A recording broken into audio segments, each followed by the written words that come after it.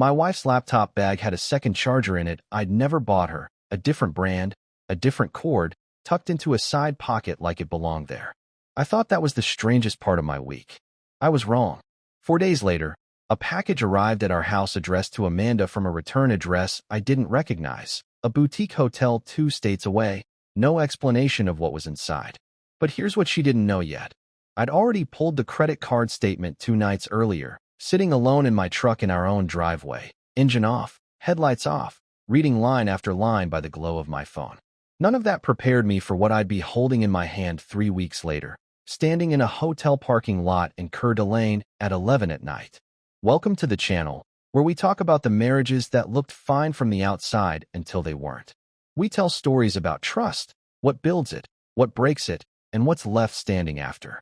If this is the kind of story that hits close to home, drop a comment and tell me where you're listening from tonight. My name is Ryan Coleman. I'm 42 years old. To explain how I ended up in that parking lot, I have to go back almost a year to a spring that looked, on paper, like the best one we'd had in a while. Amanda and I had been together 17 years, married 15. We met in Boise, stayed in Boise, raised our 2 kids here. Ethan, 12, quiet and serious in a way that reminded me of my own father, and Grace, 8, who talked more in a single car ride than Ethan did in a week. Amanda ran marketing for a regional healthcare group. I did structural engineering for commercial builds, mostly warehouses and office parks, the kind of work that eats hours without you noticing they're gone.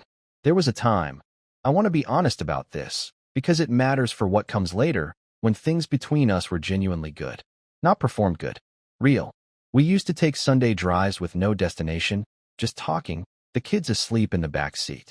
Amanda used to leave notes in my lunch bag, stupid little things, a joke or a doodle, years after most couples stopped doing that. I still have some of them in a drawer I haven't opened in a long time.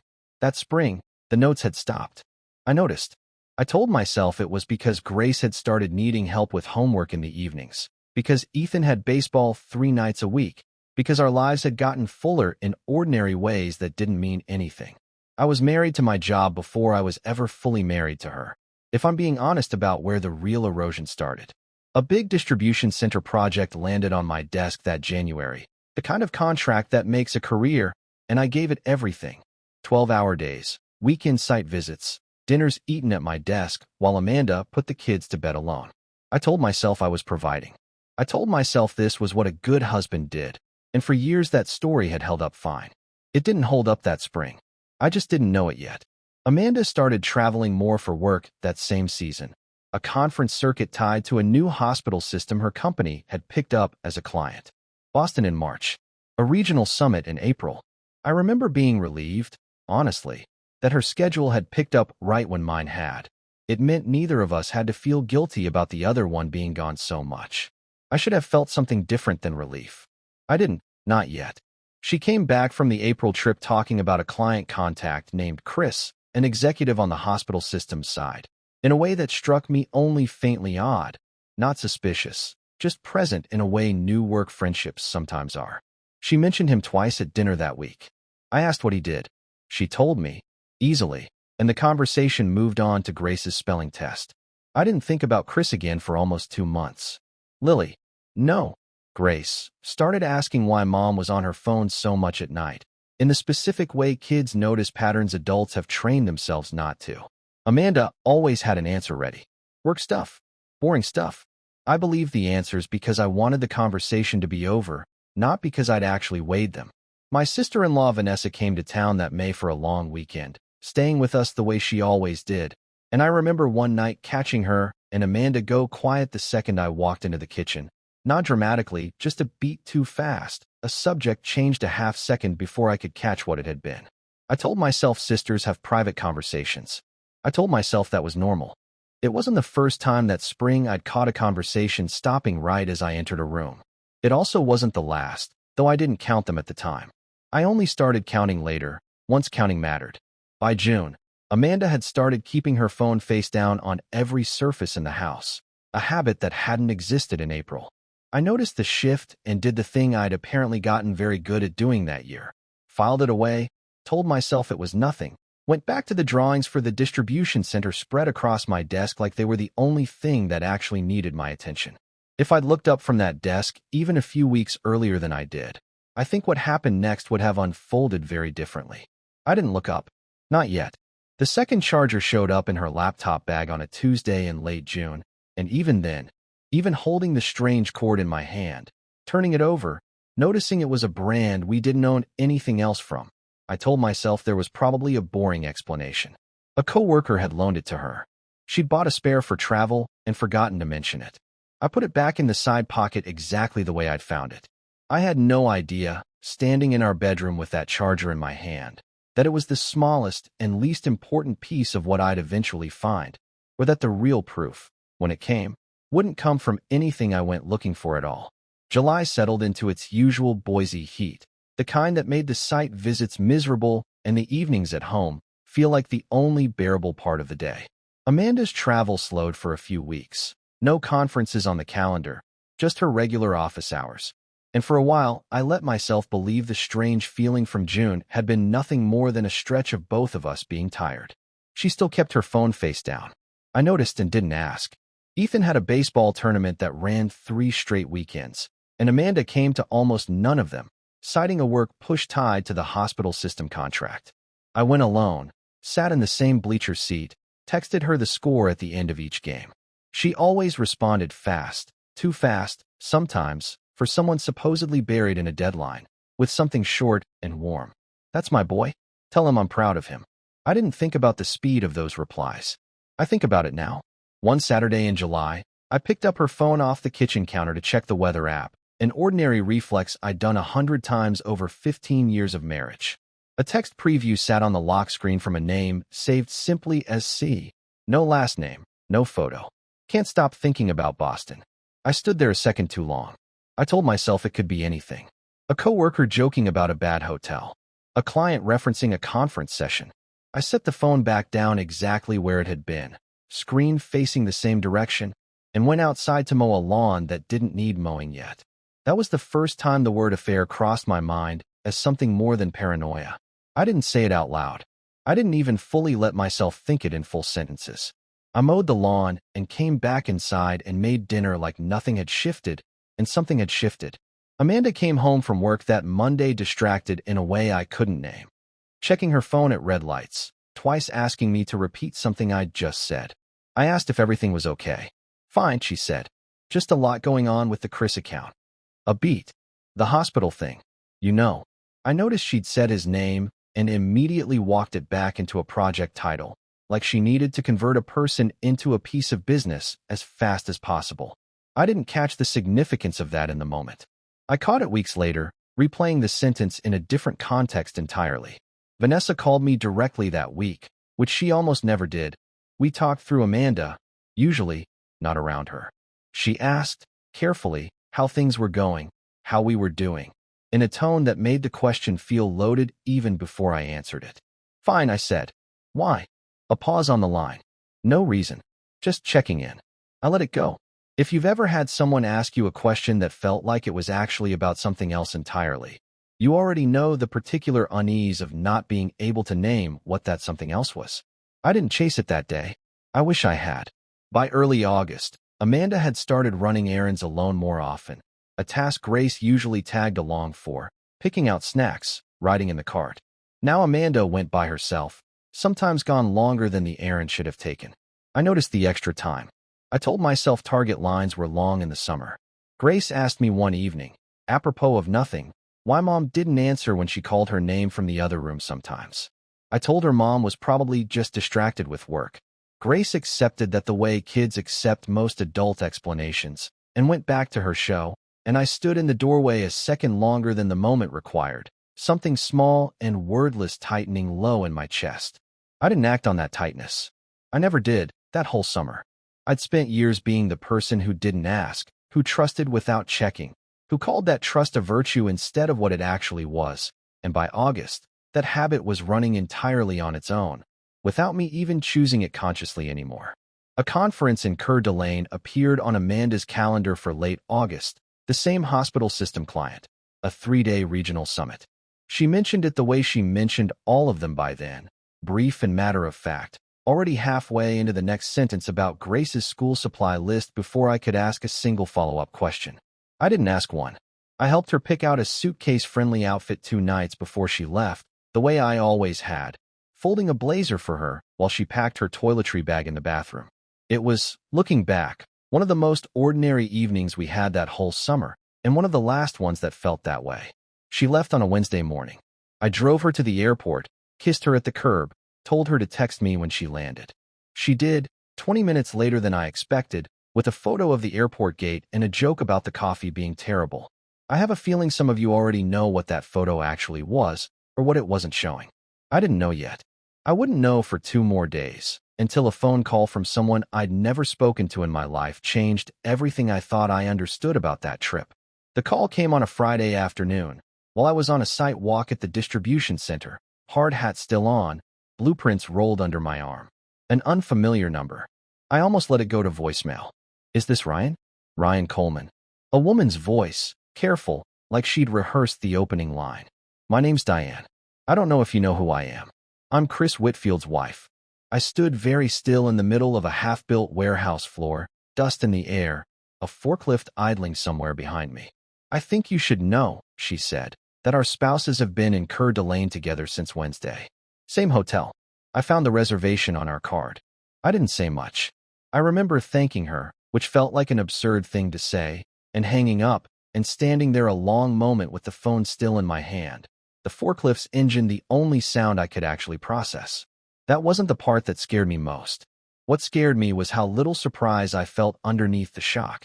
Like some part of me had already been carrying this exact possibility for months, and simply hadn't let it all the way into daylight. I didn't call Amanda. I didn't text her. I drove home, sat in my truck in the driveway with the engine off, and pulled up our credit card statement on my phone, something I'd never once done in 15 years of marriage. A charge from the hotel in Coeur d'Alene, dated Wednesday, for a room. 1 room, not 2. I photographed the screen. I sat with it a long time before I did anything else. I thought, first, of Chris, the name I'd heard exactly twice at dinner in April, filed away as a co-worker's name and nothing more. I built, in the space of that hour, an entire theory that this was new, recent, maybe even something Amanda herself hadn't fully let happen yet. A work trip that had crossed a line by accident, something salvageable if I caught it early enough. I was wrong about how new it was. I wouldn't understand how wrong for another 2 weeks. Amanda called that evening, her usual check-in, breezy, talking about a session on hospital branding she'd sat through that day. I let her talk. I didn't say anything about Diane, about the statement, about any of it. I told myself I needed more before I said a word, that confronting her over the phone, 3 states away, would only give her time to build a better story before she got home. That was true. It also wasn't the real reason. The real reason was the same one it had always been. I still didn't want the conversation that would make it real. She came home Sunday night, tan from a pool she said the hotel had, kissed me at the door like nothing in the world was different. I kissed her back. I hated how easy that was. Ethan noticed something before I said a word to anyone. 12-year-olds notice more than we give them credit for. He asked me, quietly, while we were washing the truck the next weekend, if Mom and I were fighting about something. I told him no, that everything was fine, and watched him look at me the way kids look at adults when they know they're being handled. I didn't like lying to him. I did it anyway. I've thought about that more than almost anything else from that stretch of the summer.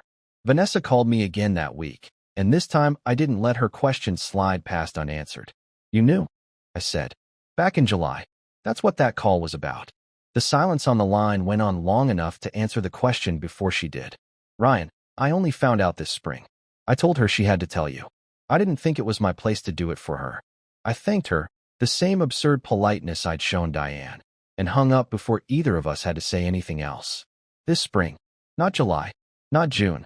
Spring, which meant whatever this was had already been running for months before I'd ever noticed a strange charger in a laptop bag. I want to stay with you here a moment, because everything I thought I knew about the timeline of this, the whole shape of it, start to finish, was about to be proven wrong in a way I genuinely wasn't ready for. I didn't confront Amanda that week either. I told myself I was gathering more, being careful, doing this the smart way instead of the emotional way.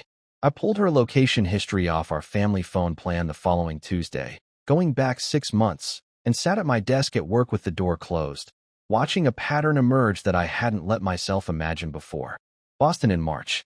A location ping near an address that wasn't the conference hotel listed on her itinerary. April's regional summit. The same pattern, hours unaccounted for, a location that didn't match the schedule she'd given me. This hadn't started in Coeur d'Alene. It hadn't even started in April. Whatever since spring actually meant, the numbers in front of me suggested it went back further than that, and I sat there with my hand not quite steady on the mouse, unable yet to put a real date on how far back the truth actually reached. I closed the laptop. I didn't tell anyone what I'd found. I went home and made dinner and sat across from Amanda and the kids at our own table.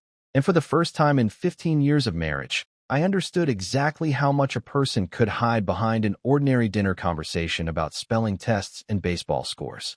I had no idea, that night, that the piece of evidence waiting for me the following week, sitting in a folder I hadn't even opened yet, would tell me something about Chris Whitfield that had nothing to do with hotels or credit cards at all, and everything to do with why he'd been so easy to trust in the first place.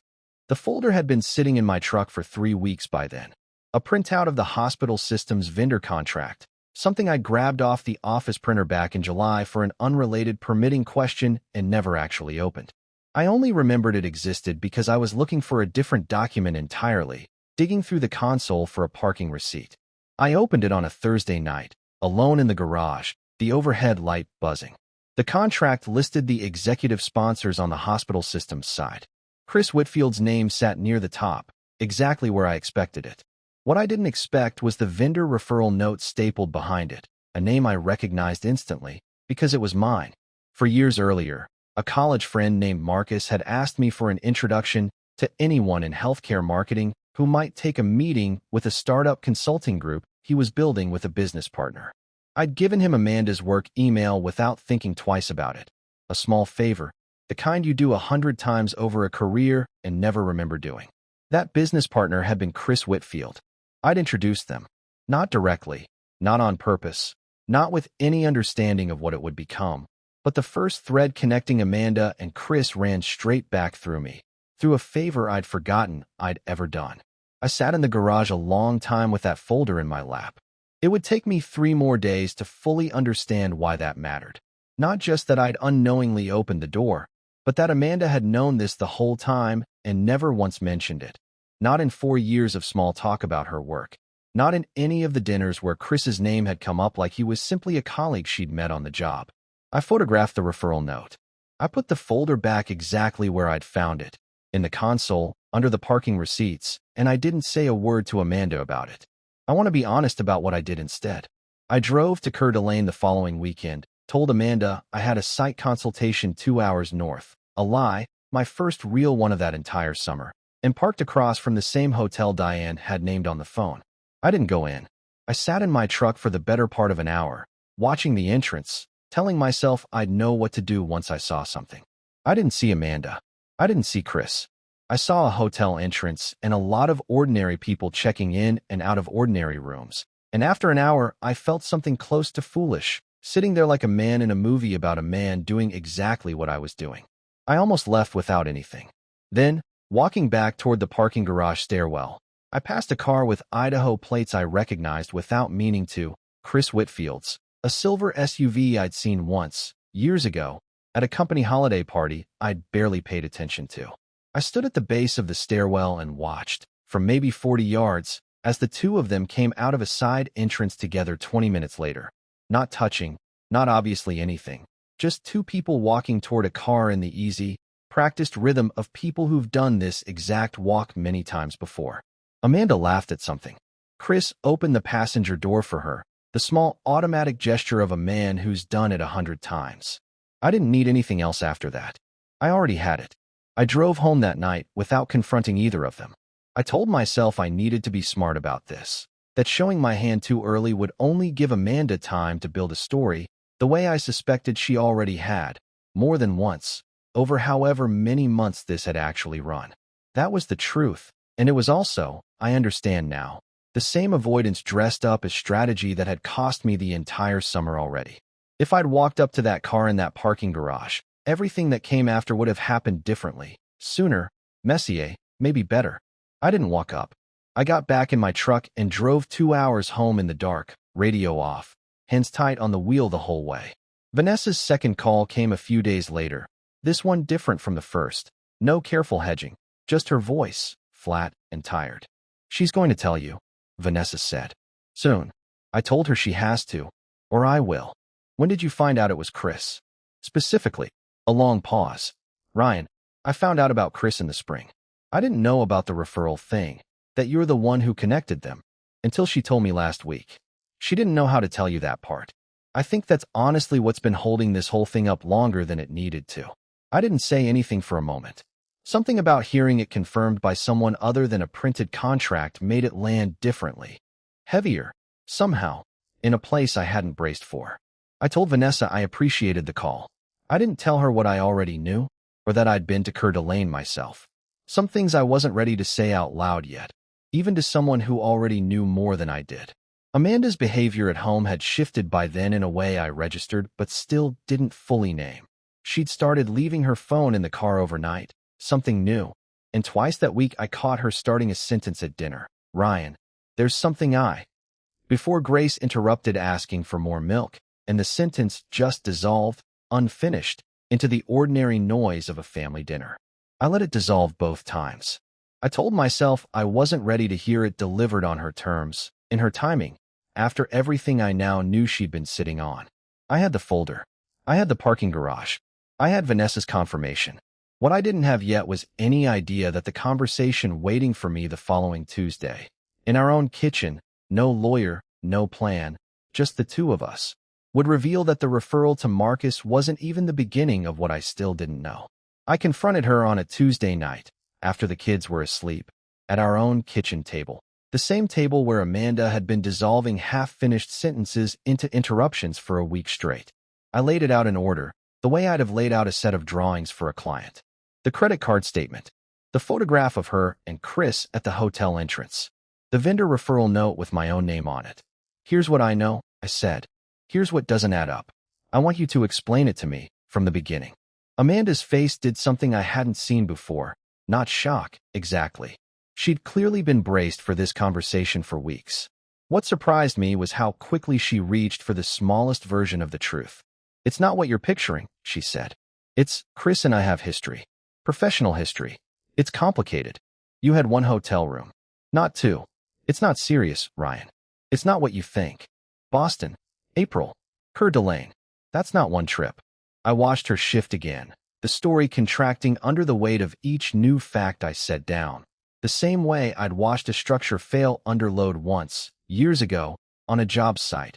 Not all at once, but piece by piece, each failure making the next one inevitable. Fine, she said.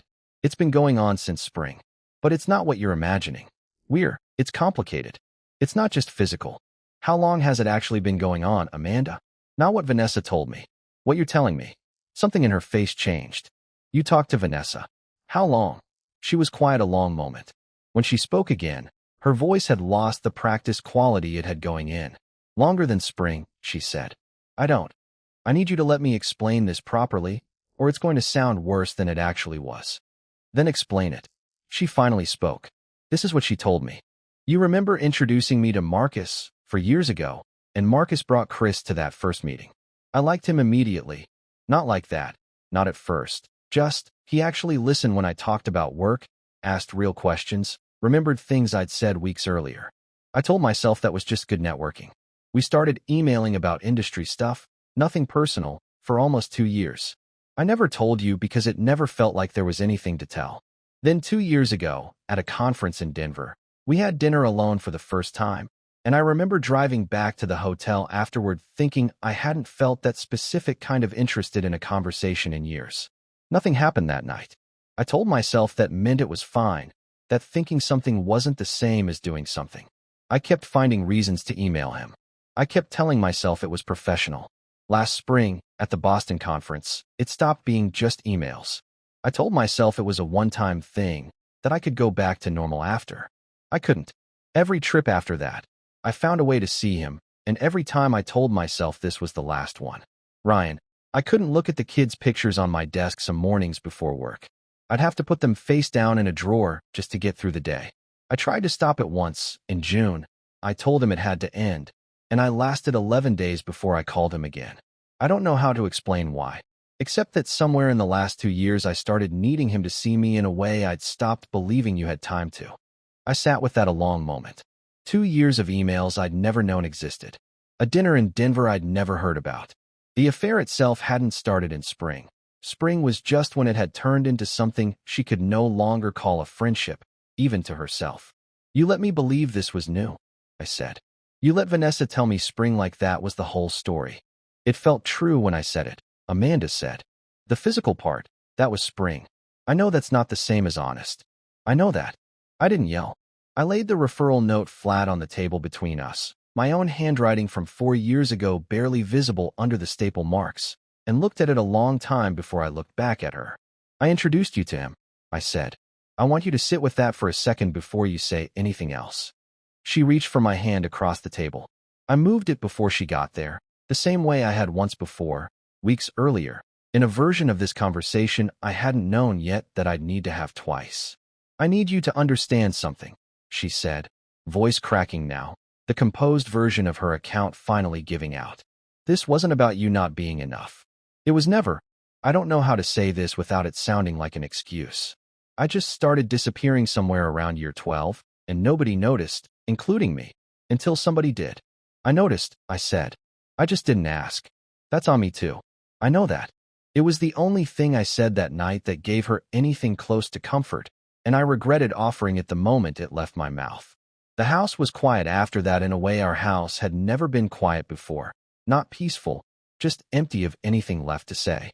Amanda cried at the table for a while. I didn't move to comfort her.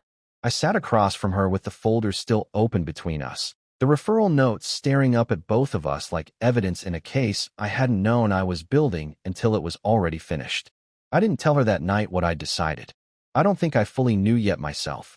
I only knew, sitting there, that something in me had already closed a door I wasn't sure I'd be able to reopen, no matter how long she cried at that table, no matter what came next.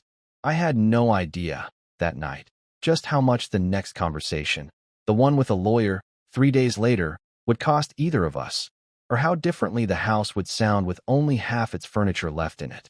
I met with a lawyer that Friday. I filed the following week. Amanda didn't contest the house, the accounts, or primary custody.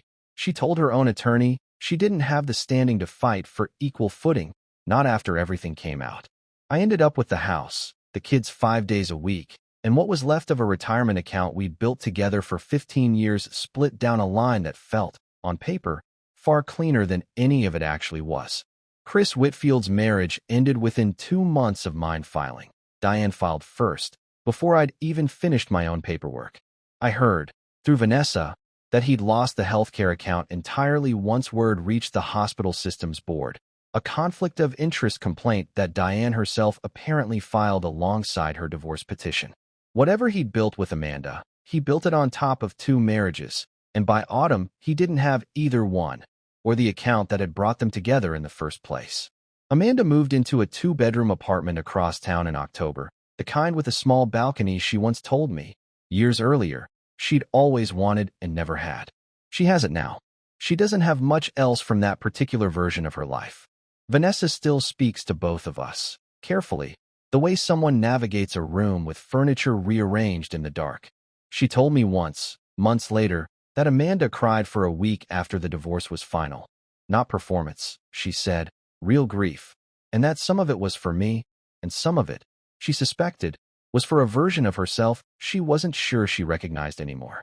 Ethan asked me, that winter, why Mom didn't live with us anymore. I told him some grown-ups make choices that break something that can't be fixed, and that it had nothing to do with anything he or Grace had done. He nodded slowly, the way he does when he's turning something over privately rather than fully accepting it, and went back to his homework. I repainted nothing in that house. I didn't need to erase anything. Amanda had already taken most of what was hers when she left, and what remained just looked like a house with fewer things in it, which felt honest in a way I didn't expect to appreciate. I started sleeping through the night again sometime around February. I'd forgotten what that felt like, a full night, no phone check reflex at 2 a.m., No replaying a parking garage in the dark. On a Sunday in March, Grace found the drawer of old lunch notes while looking for tape, a dozen scraps of paper in Amanda's handwriting from a decade earlier, jokes and doodles I'd never thrown away. She asked what they were. I told her they were from a long time ago, back when Mom and I used to leave each other notes like that. That's nice, Grace said, simply, the way an 8-year-old says something true without knowing how much weight it's carrying. Maybe you'll get notes like that again someday. I didn't say anything to that. I just closed the drawer. I could have stayed angry at Amanda for a long time. At Chris, at the 4 years I hadn't known I'd handed him a door with my own name attached to it. I chose not to carry that particular weight past the point where it stopped teaching me anything. That was the only kind of winning that felt honest to me by the time it was over. That evening, after Grace had gone to bed, I sat on the back porch a while, the house quiet behind me in a way that no longer felt like an absence, just a fact about how things were now. I picked up my phone, scrolled to the folder of old photos I hadn't deleted, and set it face down on the porch rail without opening it, the way Amanda used to set hers face down for reasons I'd once refused to ask about. I understood the gesture differently now. I went inside and locked the door. That's my story. A charger that didn't belong to us, a referral note with my own handwriting on it, a drawer of old notes I never got around to throwing away. I've had a long time to sit with what it taught me, and a few things never really left me. There was the charger in July that I put back exactly where I found it. I know now that noticing something and doing nothing about it is its own kind of decision, not a neutral one. There was also the parking garage in Coeur d'Alene, the hour I spent watching a hotel entrance instead of just asking my wife a direct question months earlier. Waiting for proof isn't the same as courage, and I confused the two for most of that year. And underneath all of it, I learned that being good at not making waves isn't the same as being a good husband. It just means the wave arrives later, bigger, and with your name already stapled to the middle of it. Have you ever handed someone a door into your life without knowing it? The way I handed Chris an introduction I forgot I'd ever made? Thank you for staying with me through this one. If any part of it landed close to home, tell me in the comments. I read every one. See you in the next story.